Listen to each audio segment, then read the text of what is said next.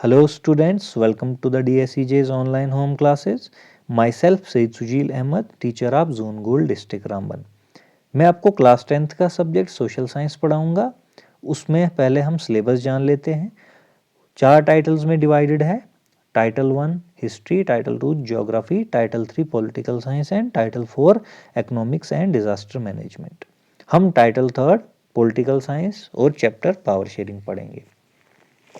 उससे पहले मैं कुछ दिखाना चाहता हूँ आपको। यस, कोरोना वायरस कोविड-19 प्रिवेंशन। आप इन इमेजेस को अच्छे से देखेंगे और फॉलो भी करेंगे। इस चैप्टर में सबसे पहले हम पढ़ेंगे क्या, what exactly is power sharing, कि एग्जैक्टली में पावर शेयरिंग होती क्या है, and why is it necessary to share the responsibility among the organs of the government. ये जरूरी क्यों है कि रेस्पॉन्सिबिलिटी को शेयर करना पड़ता है हमें, जो हमारे गवर्नमेंट के डिफरेंट ऑर्गन्स हैं उनके बीच में। उससे पहले मैं एक एग्जांपल ले लेता हूं, आपके स्कूल की ही ले लेते हैं। आपके स्कूल में बहुत सारे टीचर्स होते हैं, अलग अलग सब्जेक्ट्स पढ़ाते हैं। हम 3 टीचर्स को ले लेते हैं, मैथ टीचर, साइंस टीचर और सोशल साइंस टीचर। इन तीनों टीचर्स को अलग अलग सब्जेक्ट दिया है पढ़ाने के लिए। बेसिकली इन तीनों टीचर्स को अलग अलग सब्जेक्ट्स की रेस्पॉन्सिबिलिटी दी है। अब तीनों टीचर्स को अपने सब्जेक्ट के लिए आंसरेबल होना पड़ेगा। क्यों? क्योंकि उनको रेस्पॉन्सिबिलिटी दी है। सिलेबस भी उनको फिनिश करना पड़ेगा, आपको टाइमली टेस्ट भी देने पड़ेंगे और आपको जो है प्रिपेयर करना पड़ेगा एग्जाम के लिए। तो इसमें हम बेसिकली ये देखते हैं कि हमने जो है पावर शेयर की है, इंडिविजुअल पावर हमने शेयर की है डिफरेंट पर्सन्स के बीच में और सेम लेवल पे।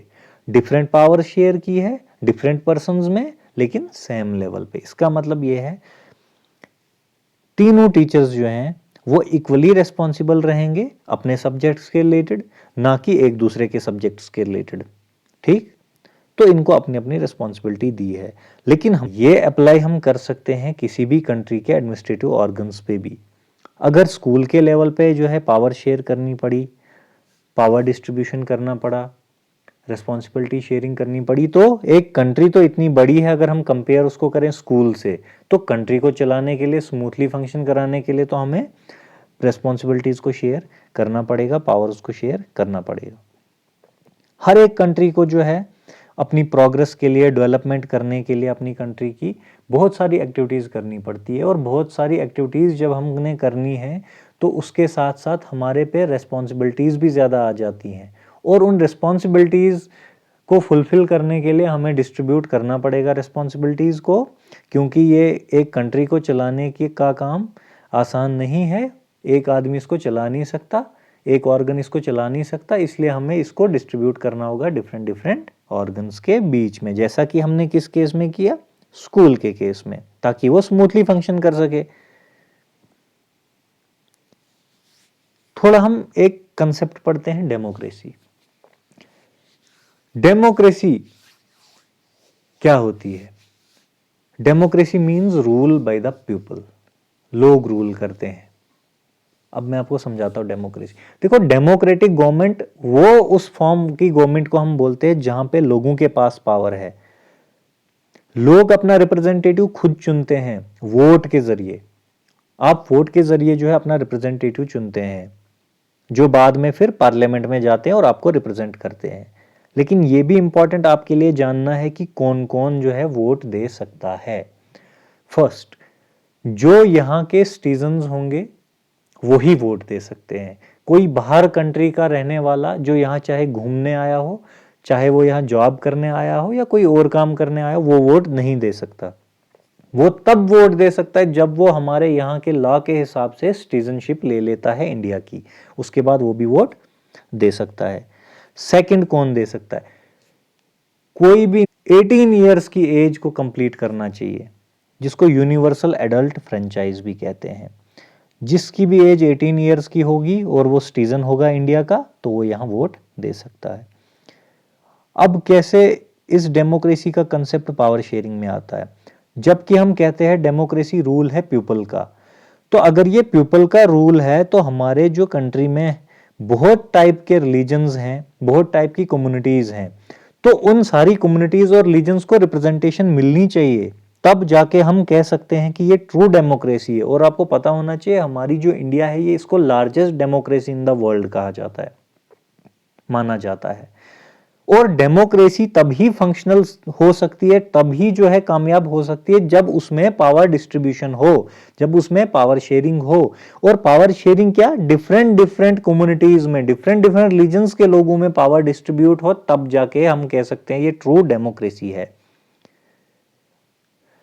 अब आपने इलेक्शन भी कर हो गया, आपने अपने रिप्रेजेंटेटिव्स भी चुन लिए, अब उन्होंने आपसे पहले वादे भी किए होते हैं, इलेक्शन से पहले वो करते हैं हम आपका ये काम करेंगे, वो काम करेंगे, आपको आपकी जो ज़रूरियात हैं, असेंशियल रिक्वायरमेंट्स आपकी, चाहे स्कूल्स हो, हॉस्पिटल्स हो, रोड्स हो, चाहे जॉब्स हो या फिर इलेक्ट्रिसिटी हो, हम आपको प्रोवाइड करेंगे, ये उन्होंने आपसे वादे किए होते हैं। अब इनको फुलफिल करने के लिए, क्योंकि ये इजी टास्क नहीं है, इसको फुलफिल करने के लिए उनको बहुत सारी जो है पॉलिसीज बनानी पड़ती हैं, और उन पॉलिसीज को इंप्लीमेंट करते टाइम भी उनको काफ़ी सारे हर्डल्स आते हैं और कॉन्फ्लिक्ट्स भी बहुत सारे होते हैं, क्योंकि सारे उनकी सपोर्ट में नहीं होते उन पॉलिसीज के, कुछ जो है उनके अगेंस्ट भी होते हैं, खिलाफ भी होते हैं।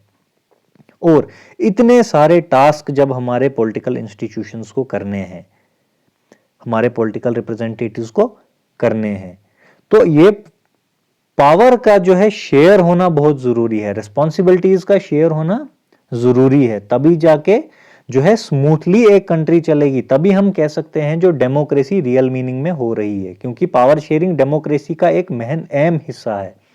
पुराने जमाने में क्या होता था, डेमोक्रेसी का कोई नामो निशान नहीं होता था, राजा जो थे वो राज करते थे, उनके सामने कोई कुछ बोल नहीं सकता था, उनकी पावर कंसंट्रेट होती थी एक ही हाथ में, अपने हाथ में। अभी भी कुछ कंट्रीज है, मैं एग्जांपल देता हूं आपको, नॉर्थ कोरिया, वहां पे डिक्टेटरशिप है।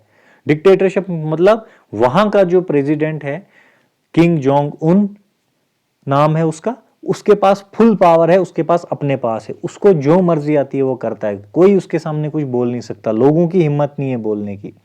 तो वो डिक्टेटरशिप अभी भी मौजूद है। हमारी इंडिया जो है लार्जेस्ट डेमोक्रेसी कहलाई जाती है। तो हमारे इंडिया में जबकि यहाँ पे पावर शेयरिंग जो है डिफरेंट ऑर्गन्स में होती है, हमारा एक कॉन्स्टिट्यूशनल डेमोक्रेसी है कंट्री हमारी, कॉन्स्टिट्यूशनल डेमोक्रेसी।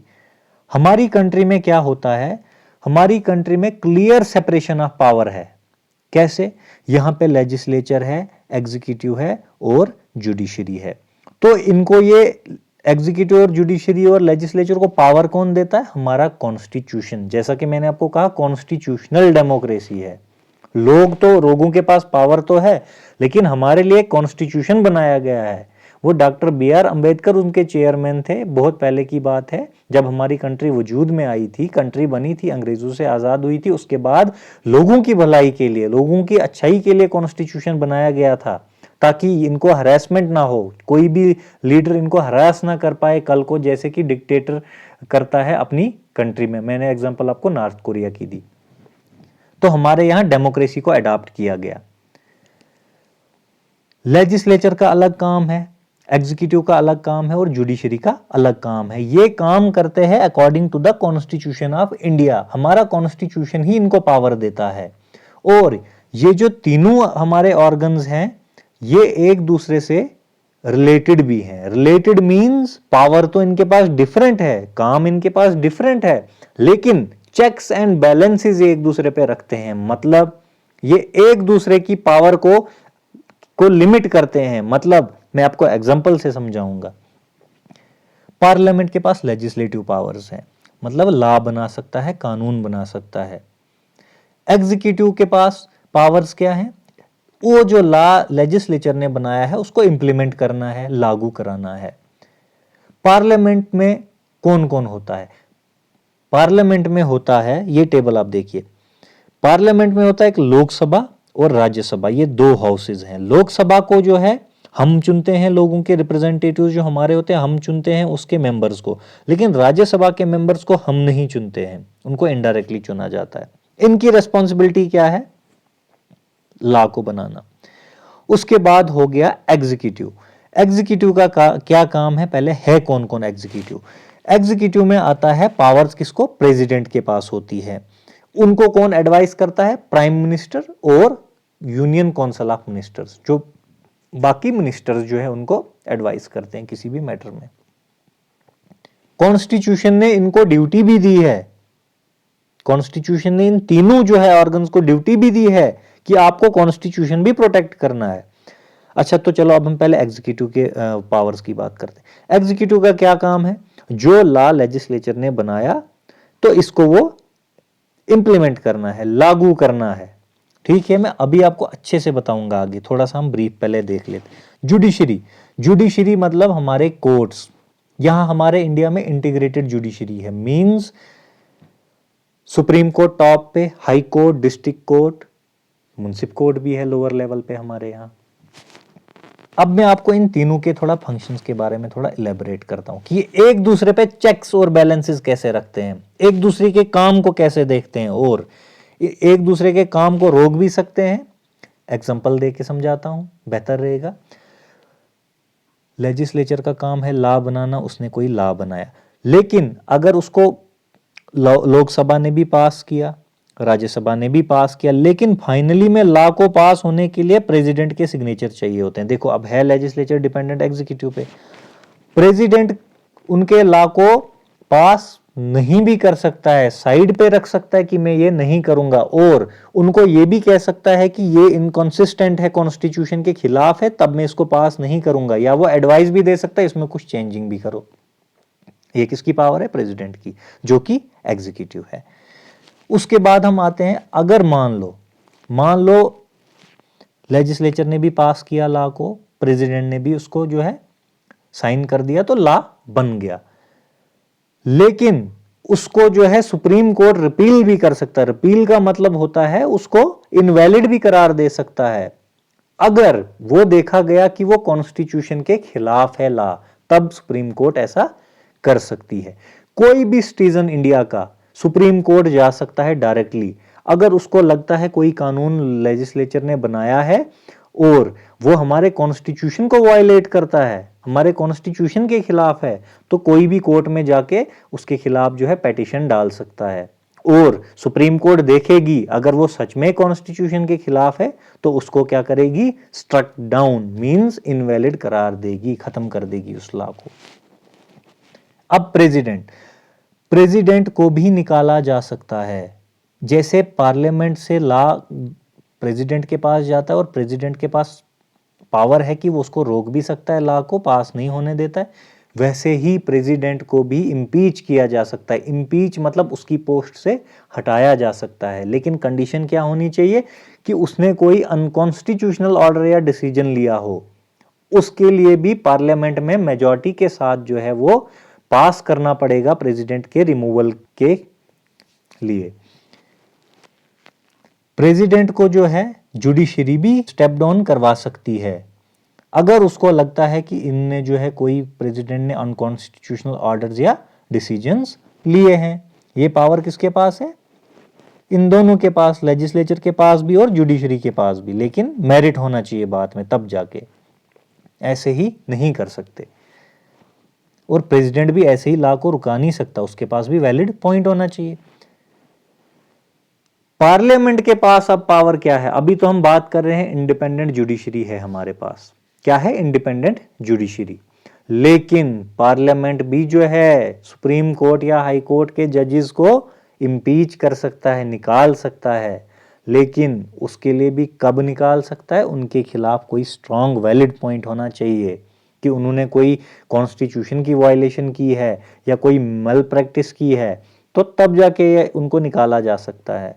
और जुडिशरी की हम बात करें, supreme court, high court, district court, higher bench of जजेस, एक ही कोर्ट की बात कर रहा हूं मैं, बेंचेस भी अलग अलग होते हैं, एक जज, 3 जज, 5 जज का अलग अलग बेंच होता है। अगर 3 जज ने कोई जजमेंट पास कर दिया किसी भी केस में, लेकिन अगर हायर बेंच को लगता है कि इनका जजमेंट जो है ये सही नहीं है या कॉन्स्टिट्यूशन के खिलाफ जा रहा है, इनकरेक्ट जजमेंट है, तो हायर बेंच उस जजमेंट को भी खत्म कर सकता है, रिपील कर सकता है।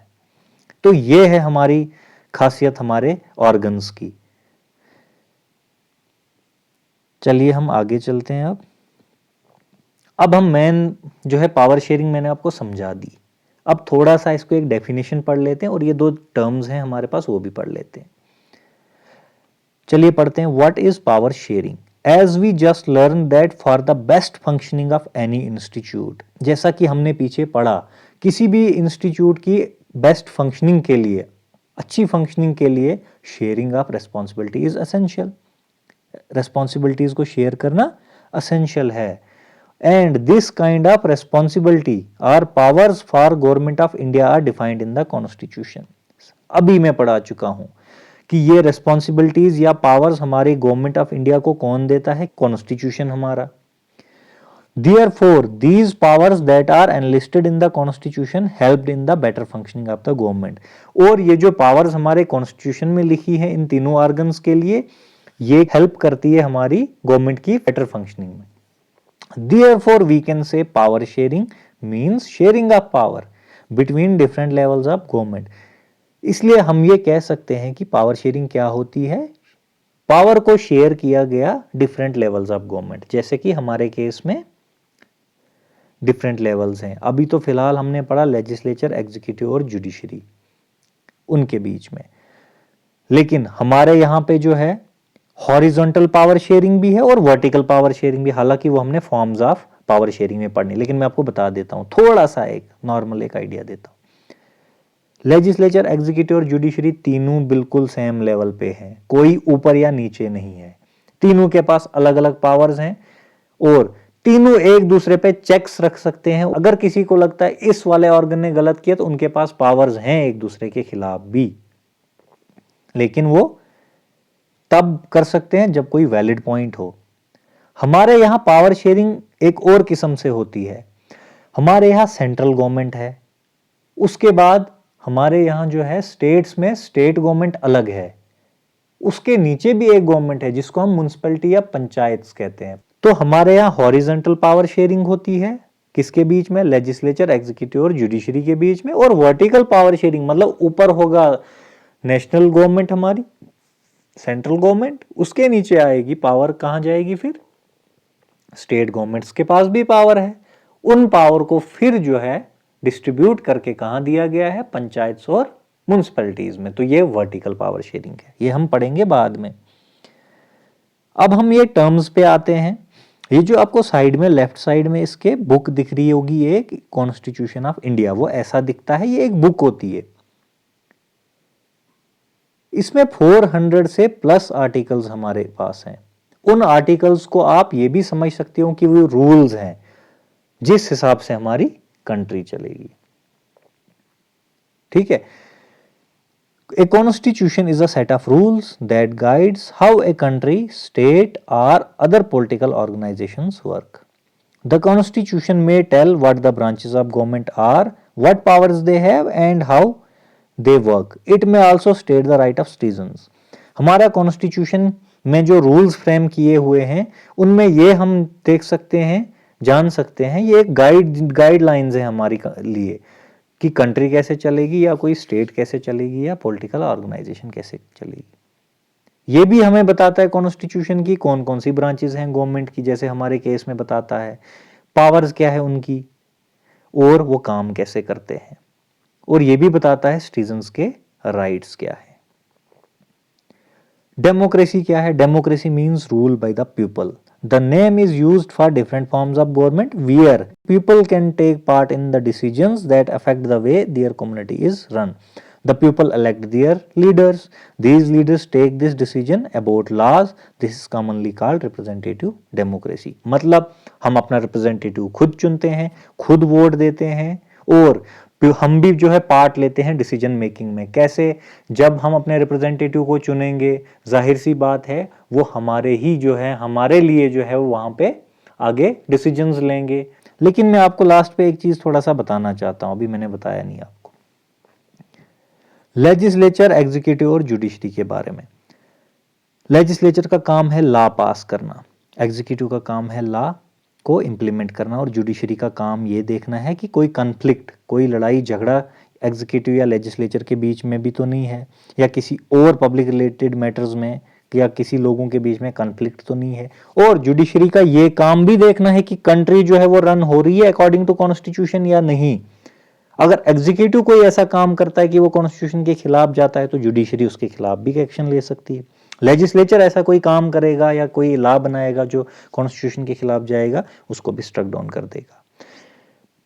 एक मजेदार बात इसमें आपको समझने वाली देखो क्या है, लेजिस्लेचर लॉ तो बनाएगा लेकिन लागू वो खुद कर ही नहीं सकता, और एग्जीक्यूटिव लागू तो कर सकता है लेकिन जुडिशरी है मेन पार्ट कि वही देखेगा और वही जो है कॉन्स्टिट्यूशन के हिसाब से किसी भी केस को, किसी भी चीज को सॉल्व करेगा, कॉन्फ्लिक्ट को सॉल्व करेगा। एग्जांपल देता हूं, अगर पार्लियामेंट ने लॉ बनाया कि अगर किसी ने मर्डर किया, एग्जांपल देता हूं कि उसको इतने साल की सजा होनी चाहिए या उम्र कैद की सजा होनी चाहिए, लेकिन काम पार्लियामेंट खुद सजा नहीं दे सकती। लॉ तो उनने बनाया, खुद सजा नहीं दे सकती, एग्जीक्यूटिव भी नहीं दे सकता, हालांकि उन्होंने इंप्लीमेंट किया है लॉ को, वो भी सजा नहीं दे सकते। मैटर कहां जाएगा? कोर्ट में जाता है। पुलिस बंदूक को पकड़ेगी उन आदमियों को, अगले दिन 24 घंटे के अंदर उनको कोर्ट में पहुंचाएगी, फिर कोर्ट में ट्रायल होगा, दोनों की तरफ से वकील होंगे, दलीलें देंगे, और एंड पे जो दोषी निकलेगा, जिसने सच में कत्ल किया है, उसके बाद कोर्ट क्या करेगी? उसको अकॉर्डिंग टू द लॉ सजा देगी, लेकिन अकॉर्डिंग टू द लॉ, जो लॉ होगा वही, जुडिशरी खुद से लॉ नहीं बना सकती। ओके, तो आज के टॉपिक में इतना ही है। अगर आप लोगों को कुछ समझ ना आया हो तो आप बता देना, हम नेक्स्ट टॉपिक में वो कवर कर लेंगे। ओके, तो लेट्स स्टॉप कोविड-19। उसके लिए हमें क्या करना पड़ेगा? घर में रहना पड़ेगा। So students, stay home, stay safe.